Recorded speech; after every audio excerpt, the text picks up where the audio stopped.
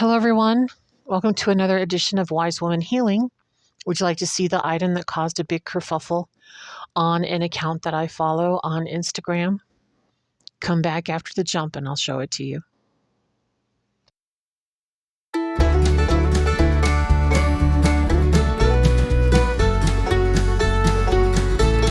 Okay, here it is. Are you ready? It was so very, very controversial. Ta-da! Rosemary. Isn't that beautiful? So there's a Mexican account that I kind of follow sometimes, Lorraine Hidalgo. I'll put a link to it down below. And her mother, so she and her mother, her family, they are devout Roman Catholics. And I don't know what was going on that prompted her mom to do this for her. But her mom was sweeping Rosemary all down her and stuff, head to toe, and whispering in her ear and praying for her and doing whatever. And you would have thought that they were swinging a dead cat in the air. Wah! Because everybody just lost their, you know what. Not everybody, a lot of people. And I got on there and I said, this is not demonic. Because they said, oh, you're doing witchcraft. It's demonic. What you're doing is demonic. And then there's like witches on there that are like, so like, I'm a witch and I can confirm that this is really witchcraft. Oh my gosh, I do it. You also pray, brush your teeth, comb your hair, wash your face, eat food. If I do any of those things, does that make me a witch? No, it does not. And it doesn't make you a witch either. And for those of you who are very, like, I have to follow the Bible 100% and you don't. But anytime anybody does any kind of folk healing, folk remedy, whatever, you just kind of lose your minds about it and call it witchcraft and quote Deuteronomy about divination and sorcery, and none of that was happening. None of that. So there is nowhere in the Bible where God commands us to give up our folk traditions.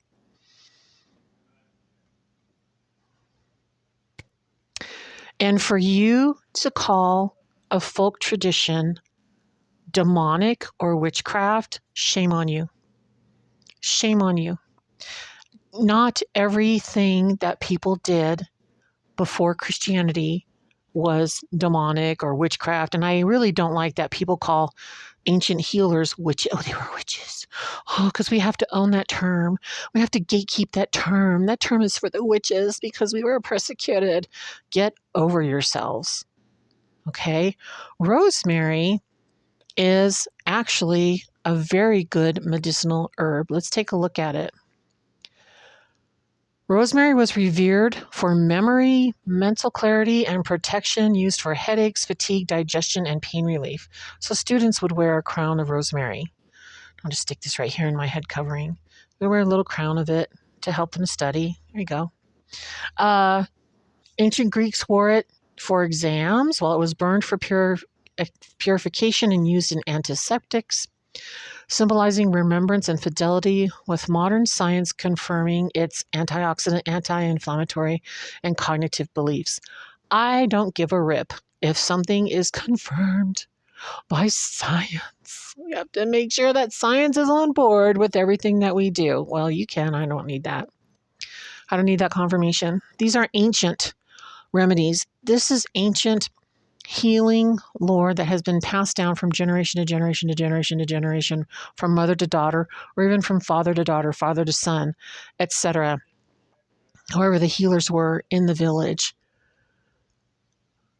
So traditional uses and beliefs: memory and mind, worn in wreaths by students to improve memory, believed to strengthen the brain and help with mental fatigue. Protection, thought to ward off evil spirits, the evil eye, and negative energy, burned as incense to purify spaces like hospitals. So she probably was doing one of two things: some kind of healing something to her daughter, but then also probably getting rid of negative energy or evil spirits. There's nothing wrong with that. Physical ailments. We already went over that. Well, no, it's physical ailments used for headaches, digestive issues, indigestion, gas, muscle pain, jaundice wounds, and as an antiseptic.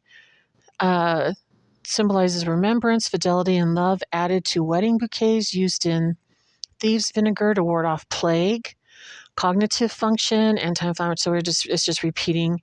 But you can macerate it in olive oil for pain, essential oil for aromatherapy, or topical application. So one thing that you can do if you want to is I keep a bottle of witch hazel on hand for pain relief, and you could actually put a sprig of rosemary, or some essential oil, rosemary essential oil. Here, we'll just stick that in there, and it will enhance the pain relieving qualities of the witch hazel. So now it's in there. You can see that in there, and just shake it up a little bit, and it'll be in there diffusing on its own. Or I could have put some rosemary essential oil in there. Like I said, I have plenty. So yeah, there's nothing wrong here. Not everything is witchcraft. Y'all, I've got to chill the heck out with all this witchcraft, demonic. You think there's a demon behind every tree, and there's not. The women, the myrrh-bearing women who went to treat Jesus after he was buried, before they knew that he was resurrected, they didn't go down to the corner pharmacy. They didn't go to a mortuary and pick up embalming fluid. They were going there with frankincense and myrrh, to probably just frankincense and resin and like aloes, fragrant herbs and spices to put all over his body and the bandages and mummify him. They were doing like a type of mummification. They were just going to wrap him up for burial. Come on, you guys. The Bible tells us that God has given us herbs to use as we see fit, as medicine and whatever else. It is not a bad thing to bless someone, to wipe away illness. I mean, that's what we're doing. What do you think I'm teaching you with this Wise Woman Healing, with Patrick Donmeyer's book? Because somebody specifically said, you shouldn't do this, and you shouldn't use an egg to heal, and you shouldn't, and blah, blah, blah, all this stuff, blah, blah. And I'm like, modern medicine is barely 150 years old.